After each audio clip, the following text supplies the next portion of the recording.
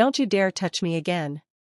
I screamed, pushing the old man back with every ounce of strength left in my body. His hand struck my cheek, the sting spreading like fire, but I didn't flinch this time.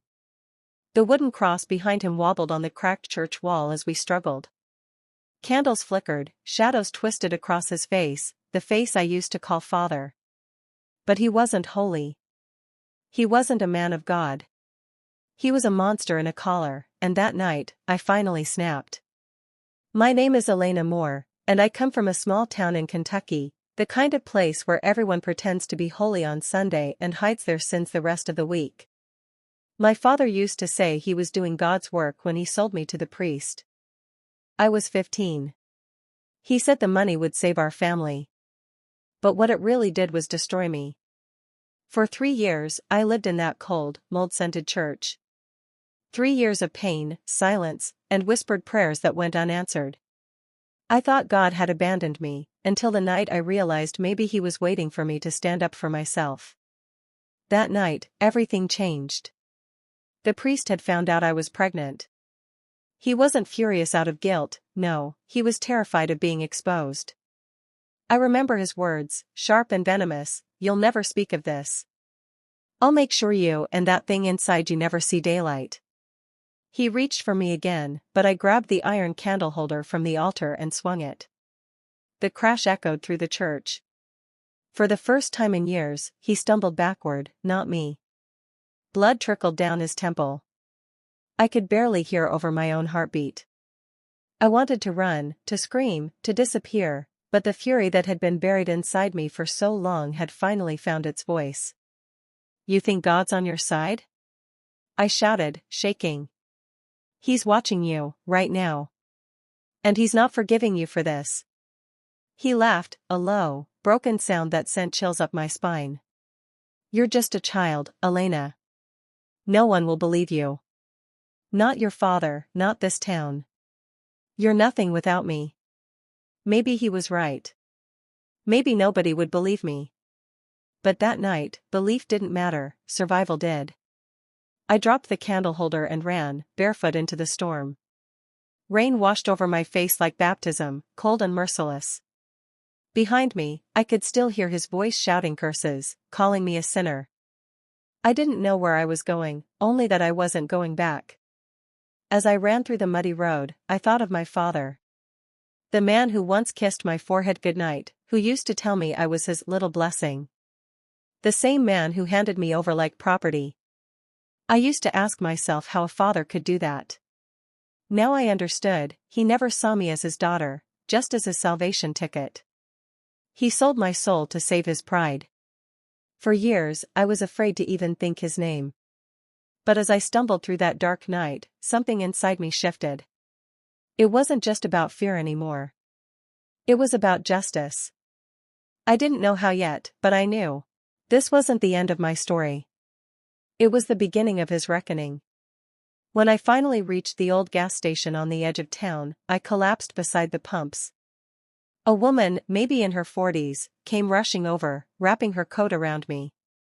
Her name was Marla, and she was the first person in years who looked at me with kindness instead of judgment. She called the police, but when they arrived, the same doubt filled their eyes that I'd seen 100 times before. Small towns protect their own, and that priest had friends in every corner. They asked questions that felt like accusations. "Why were you there so late? Are you sure this isn't some misunderstanding?" Marla squeezed my hand and whispered, "Don't give them the power to silence you again." That was the moment I realized, this fight wasn't just for me. It was for every girl who'd ever been betrayed by the people meant to protect her. The next morning, I walked back to that church. Not inside, just close enough to see the steeple through the fog.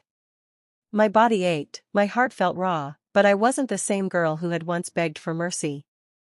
I whispered, "You took my innocence, but you won't take my story." That's when I decided. If no one would believe me, I'd make them see the truth with their own eyes. I'd expose every lie, every cruel thing done in the name of faith. And when I was done, he'd have nowhere left to hide. You see, people talk about revenge like it's poison. But for me, revenge wasn't about hate, it was about reclaiming my voice. It was about turning pain into power. And if you've ever been silenced, if you've ever been told you're nothing, listen to me, you are stronger than the people who hurt you. You can survive the fire and still rise from the ashes. That night, I didn't just run away from my past. I ran toward my destiny. And I swear, the man who thought he owned me would soon learn that even broken wings can burn down an empire. Because when a victim finds her courage, even the devil himself trembles. If you've ever been hurt, silenced, or told you can't fight back, remember this, you don't have to stay in the dark. Stand up. Speak out. Someone out there needs your story to survive theirs. When the sun came up that morning, I was sitting on the curb outside the police station, wrapped in Marla's coat, my hair still damp from the storm. I remember watching the sunrise over the small town rooftops, pink, gold, and almost too beautiful for a world that had been so cruel to me. For the first time in years, I felt the warmth on my skin and didn't flinch. I was free, or at least I thought I was. Freedom, I learned, isn't just about leaving a place. It's about unlearning the fear that followed you out the door. Marla took me home with her that morning. Her house was small, peeling paint, chipped furniture, the smell of cinnamon coffee, but it felt like heaven compared to the cold stone floors I'd been sleeping on. She didn't ask too many questions. She just made me breakfast, watched me eat, and said softly, "You can stay here until you figure out what's next." What was next? I didn't know. I was 17, broken, and carrying a secret that terrified me more than anything. Days passed before I finally told her. We were sitting on her porch when I whispered, "I think I'm pregnant." Her hand froze halfway to her coffee mug. She didn't gasp. She didn't ask how. She just looked at me with those steady eyes that felt like truth itself and said, "Then we'll take care of you. Both of you." That was the moment I realized not all angels wear wings, some just hand you a warm blanket and call you sweetheart. The first time I heard the baby's heartbeat, something inside me cracked open. That sound, fast, fluttering, alive, was proof that beauty could grow from horror. I cried so hard the nurse thought I was in pain. I wasn't. For the first time in my life, those tears meant hope. But even hope came with shadows. The priest's threats echoed in my head. "No one will believe you." And he was right. The town whispered that I was troubled. Some said I was making up stories to ruin a good man's name. Others just looked away when I passed. That kind of silence cuts deeper than any insult. Marla kept saying, "Don't worry what they say. Truth takes time to shine." I wanted to believe her. But every time I looked in the mirror, I saw the scars he left behind, not just on my body, but on my soul. Months passed. My belly grew, and so did the fire inside me. I started writing down everything, every word, every place, every night I remembered. I didn't know it then, but those pages would become my weapon. My truth in ink. The priest kept preaching on Sundays, pretending to save souls while mine was still bleeding. My father? He never came for me. Not once. Maybe he thought I'd disappeared for good. Maybe he was too ashamed. Or maybe, and this hurt the most, he just didn't care. But I cared. I wanted him to know what he'd done. I wanted them all to know. It was during my 7th month that I ran into him, my father, in town. He was standing outside the grocery store, older, grayer, but still with that same cold stare. When he saw me, he froze. His eyes dropped to my stomach, and for a moment, I saw something flicker, guilt, maybe fear, before he turned away. I stood there trembling. Then I said the one thing that had been burning on my tongue for years. "You sold me." My voice didn't even sound like mine. "You sold your own daughter." He didn't turn back. Didn't say a word. Just walked away, as if the truth was too heavy for him to carry. That was the moment I stopped hoping for his apology. Some people are too far gone to ever see the light. And that's when I knew, justice wouldn't come from forgiveness. It had to come from me. When my son was born, a tiny, perfect boy with eyes like morning, I named him Noah. Because just like in the Bible, he was my sign of survival after the flood. The nurses said I was brave, but bravery wasn't a choice. It was the only way to live when you've already lost everything else. The first time I held him, I whispered, "You'll never know the kind of pain I did. I'll make sure of that." And I meant every word. But life has a way of testing your promises. One night, when Noah was 3 months old, I saw the priest again. He came to Marla's house, standing at the gate under the dim porch light. His face looked different, thinner, desperate, but his voice was still full of poison. "You can't hide forever, Elena. You've ruined me." I stepped outside, clutching Noah close. "No," I said quietly. "You ruined yourself." He sneered, trying to sound powerful. "Do you think anyone will believe your lies? I'm still a man of God in this town. You're just a broken girl with a bastard child." That's when I laughed. I couldn't help it. It wasn't the laugh of fear anymore, it was the laugh of a woman who had already faced hell and survived. "You know what's funny?" I said. "For years, you told me God was watching. I think maybe he finally is." He left that night, but something told me he wouldn't stop.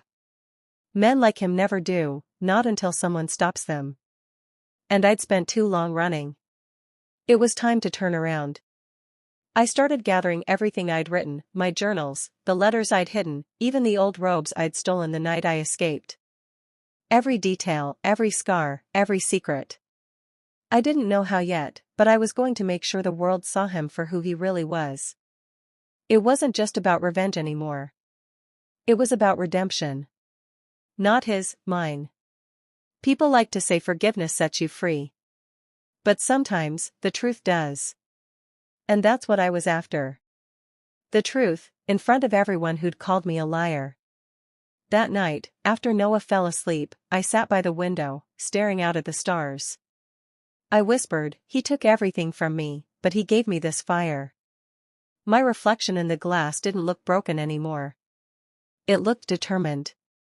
Because the next time that man tried to hurt someone, he wouldn't just face one scared girl. He'd face a mother, and that's a kind of strength no monster can survive. The storm that once drowned me had become the storm I was about to unleash.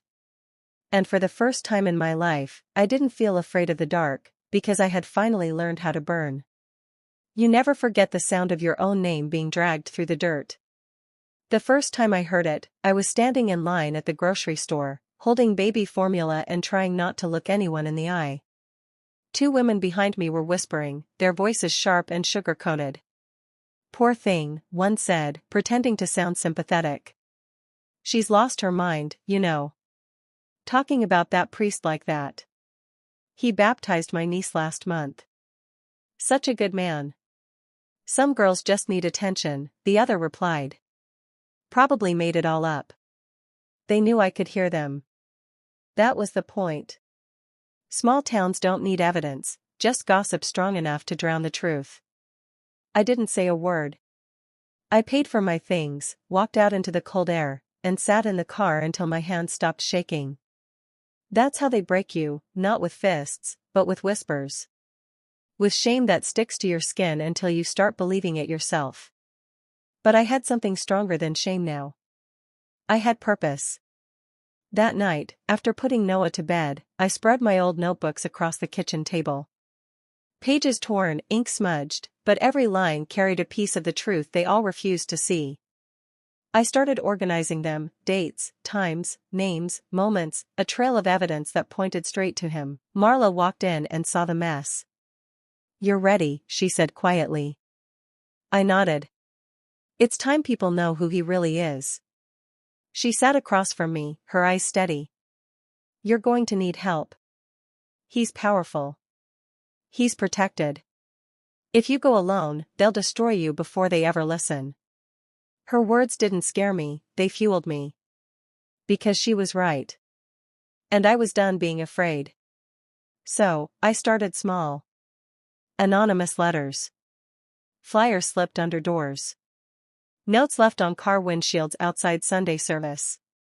Ask what happens in the rectory after dark.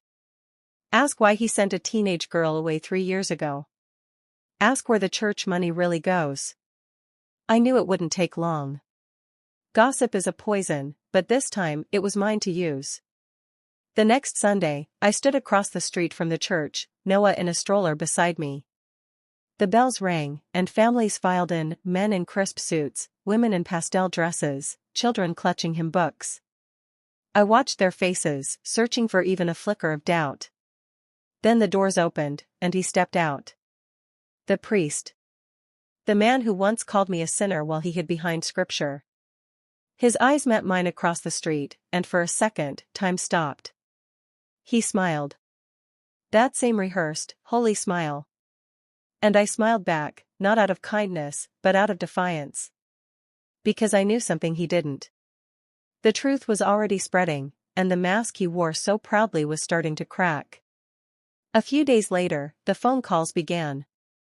Reporters, activists, people from nearby towns who had heard rumors of a girl speaking up. Some believed me right away. Others wanted proof. So I gave it to them. Copies of my journals. Photographs of the bruises I'd hidden for years. Letters he wrote, promising forgiveness in exchange for silence. The story exploded online. Headlines. Hashtags. Voices rising from the very darkness he used to control. But victory never comes clean. With every supporter, there were 10 who cursed my name. You're destroying the church. You're ruining a good man's life. You just want attention. No, I thought. I just want the truth. The priest went on television, smooth and smiling. These accusations, he said, are from a deeply troubled young woman. We must pray for her. Pray for me. As if prayer could erase what he did. Watching him lie so calmly, it lit something inside me that I couldn't put out. Rage, but not wild anymore. Focused. Sharp. Purposeful. I realized that telling my story wasn't enough. I had to show them. I had to drag the truth into the light, kicking and screaming if I had to. So I went to the church myself. It was late afternoon. The air smelled like rain. I walked straight through those double doors, holding a small camera in my jacket. A woman from the choir gasped when she saw me. Elena, you shouldn't be here. I smiled gently. Neither should he. He was standing by the altar, arranging candles, pretending nothing had changed. But when he looked up and saw me, the color drained from his face. Elena, he said softly. This is not the place for you. No, I said, stepping closer. But it's the place where you took everything from me.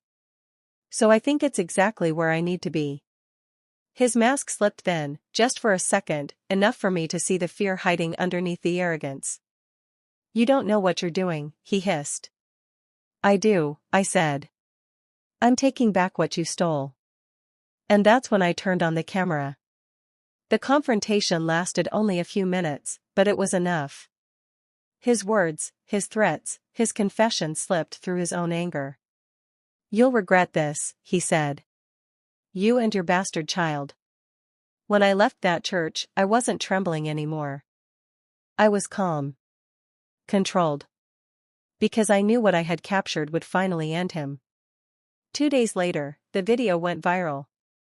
Millions watched as the holy man lost his halo in real time. The church couldn't protect him anymore. The police opened an investigation. And the same people who once whispered about me now whispered about him. But victory didn't feel like I thought it would. It wasn't loud or triumphant. It was quiet, like standing at the edge of a storm you've finally outlasted. That night, Marla hugged me and said, "You did it." I looked at Noah, sleeping in her arms, and whispered, "Not yet. He may fall, but my father still walks free." She frowned. "You don't need to go after him, Elena. Let it rest. You've won." But she didn't understand. My father started this. My father opened the door that monster walked through. And until he faced what he'd done, my story wasn't finished. So I packed a bag, kissed Noah goodnight, and promised Marla I'd be back soon. She didn't stop me, maybe because she saw that same look in my eyes that she once had when she escaped her own demons. The drive to my father's house was long and heavy. The same road I'd once run down barefoot in the rain now stretched ahead, silent and dry. Every mile felt like peeling back an old scar. When I finally saw his porch light through the trees, my hands started shaking. But not from fear this time. From justice waiting to happen. I parked the car, took a deep breath, and whispered to myself, "You survived worse than this." As I stepped out, the night air was thick, almost humming with what was coming. The house looked smaller than I remembered. Weeds crept up the porch steps. Paint peeled from the shutters. The home he'd once sold my soul to save was rotting, just like the man inside it. I knocked once. Then again. The door opened. And there he was, my father, standing in the doorway, holding a bottle, his eyes widening when he saw me. "Elena," he muttered. "You shouldn't be here." I smiled, calm, steady, dangerous. "No," I said. "But you knew that the day you sold me." The past had come full circle. And I wasn't leaving until he faced every truth he'd buried. He didn't look surprised for long. His eyes darted past me, like he was already searching for an escape, the same way he had all his life. The bottle in his hand trembled slightly, not from age but from shame. I could almost smell it, the whiskey, the cowardice, the years of pretending. I stepped closer to the doorway. "It's been a while," I said. My voice was low, steady. 3 years since you last looked me in the eye." He swallowed hard. "You shouldn't have come here, Elena." "There's nothing left to say." I almost laughed. "Nothing left to say?" "You sold your own daughter to a man who wore a cross like a crown. And now that I've come to collect the truth, you think silence is enough?" He turned away, walking back into the dim living room. I followed. The place was falling apart, curtains yellowed with smoke, floorboards creaking under every step. It smelled like regret had been living there for years. He sat in his old chair and stared at the blank television screen. "I did what I had to," he muttered. Those 5 words hit me like a blade. I stood there, gripping the back of the couch until my fingers hurt. "You did what you had to? Selling me to a monster was survival to you?" He wouldn't look up. "You don't understand how things were then. We were broke. The church helped everyone in this town. He said he could save us." "Save us?" I cut him off. "He destroyed me. He destroyed your daughter." My voice cracked, and for a moment the only sound was the ticking of the clock on the wall. He flinched but still didn't look at me. I took a deep breath, trying to keep my voice from shaking. "You didn't sell me to save us, Dad. You sold me because it was easier than facing your own failures. You let me suffer so you could keep your reputation clean." He slammed his bottle down, finally looking at me, eyes red, face flushed. "You think I wanted that? You think I slept easy knowing what he did? I drank myself to death every night because of it." I stared at him. The confession I'd waited years to hear didn't heal anything. It just exposed the truth I already knew. You drank to forget, not to repent. You knew what was happening. And you stayed silent because it was convenient. He leaned back, shaking his head. "You were just a kid, Elena. You don't know how things work in this world. People like him." "People like him," I said slowly, "only survive because of people like you." He fell quiet. The words landed, heavy and irreversible. I took another step toward him, voice trembling with the kind of pain that comes from deep honesty. "Do you know what it's like to wake up every night wishing you were dead? To pray to a God who never answered because the person who was supposed to protect you handed you over? I lived in darkness for 3 years, Dad. 3 years. And you let it happen." He pressed his hands over his face, whispering, "I thought he'd take care of you." "I thought." "No," I said sharply. "You didn't think. You traded me for comfort. You chose your reputation over your blood. His shoulders slumped. What do you want from me? For a moment, I couldn't answer. The question echoed in my head, what did I want? Revenge? Justice? Closure? Maybe all of it. Maybe none. I want you to face what you did, I said finally. I want you to admit to yourself that you sold your child to the devil and called it faith. He stood up suddenly, eyes wet but full of prideful anger. You think you're so righteous now? Parading around online, dragging my name through the mud? You've humiliated this family enough. I laughed bitterly. Family? We stopped being a family the day you sold me like a lamb for slaughter. His face twisted. You think you're better than me? You think the world believes your lies? They do, I said simply. Because the truth doesn't stay buried forever. You can hide behind your bottle, behind your guilt, but I'm done hiding. I'm done carrying your sin. He stumbled toward me, voice shaking. You ruined my life. I looked him in the eye, calm and unflinching. No, Dad. You ruined mine. And I'm finally giving it back. For a long moment, we just stood there, staring at each other, two broken pieces of the same bloodline, each drowning in our own kind of guilt. Then, without saying another word, I pulled out a small envelope from my jacket and placed it on the table. What's that? He asked quietly. Proof, I said. The police are reopening the case. They know everything, the payments, the letters, the deals you made with him. I could have sent it without warning you. But I wanted to see your face when you realized there's nowhere left to hide. He looked at the envelope like it was fire. Maybe it was. For the first time, he looked afraid. You'd send your own father to prison? I nodded slowly. You stopped being my father the day you sold me. I'm not punishing you, I'm setting myself free. He sat back down, face pale, hands trembling. I could see it, the moment denial turned to understanding. The moment the weight he'd avoided for years finally crushed him. I walked to the door, but before I stepped out, I turned and said softly, I don't hate you anymore. I just don't need you to keep living with the parts of me you broke. His voice was barely a whisper. What happens now? I looked back at him, the man who had created me and destroyed me in the same lifetime. Now, I said, you face the truth. And I start over. I left him sitting there, staring at that envelope like it was Judgment Day. Maybe it was. Outside, the night was cold, but it felt cleaner than the air inside that house. I took a deep breath and let the pain go with it. The stars were out, sharp and bright, the same sky I used to stare at from that church window, praying for rescue. I realized now that rescue doesn't always come from heaven. Sometimes, it comes from standing up for yourself when no one else will.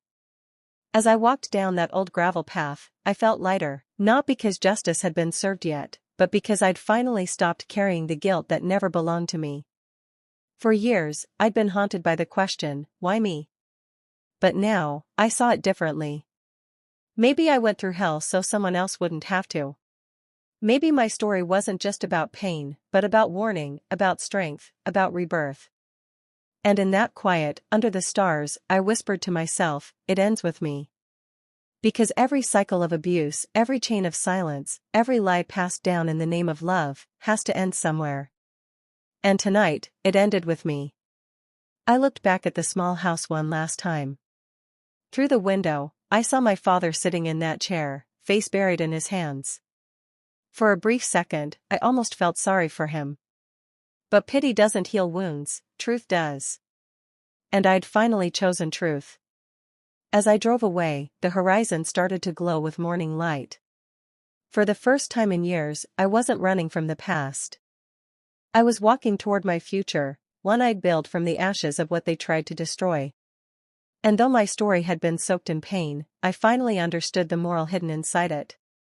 You can't choose what breaks you, but you can choose what you build from the broken pieces. The sun was rising when I finally walked out of that old wooden chapel. My hands were trembling, but for the first time in years, I wasn't afraid. I wasn't running anymore. I was free. The air felt heavy with the weight of everything I had survived, yet somehow lighter, like the world was finally breathing with me again. For so long, my life had been buried under fear and silence. Every scream, every bruise, every broken promise had become a chain around my heart. But that morning, I made a promise to myself: no more chains. No more hiding. I walked straight to the nearest police station, my body weak but my voice steady, and told them everything. The officer who took my statement didn't look away. He didn't doubt me. He listened. For the first time, someone listened. Hours later, the sound of police sirens echoed through that same valley where my nightmares had begun. The man who had stolen my childhood was finally being taken away in handcuffs. And as those doors slammed shut behind him, I felt a silence I had never known before. A peaceful one. But justice didn't end there. The road to healing was long, filled with memories I didn't want to face. I met counselors who taught me that strength doesn't mean forgetting, it means learning to live again. I found people who had suffered too, and together we rebuilt each other. Piece by piece. Tear by tear. Months later, I stood on a small stage in a community hall, speaking to a crowd of strangers who had come to hear my story. My knees were shaking, but my voice carried through that room like fire. I told them how fear can silence you, how shame can trap you, but truth can set you free. There were people crying in that audience. People who had once been like me, broken, afraid, unseen. That day, I realized my pain had a purpose. I wasn't just surviving anymore, I was leading others out of their darkness. I started an organization to help women and children trapped in silence, giving them shelter, therapy, and above all, hope. Every life saved became my small victory against the evil that once tried to destroy me. Years have passed, but sometimes I still wake up to echoes of the past. I still see flashes of the girl I once was, scared, small, forgotten. But when I look in the mirror now, I see someone else. A woman who refused to die in the darkness. A woman who turned pain into power. If you're listening to this, I want you to remember something. You are not what happened to you.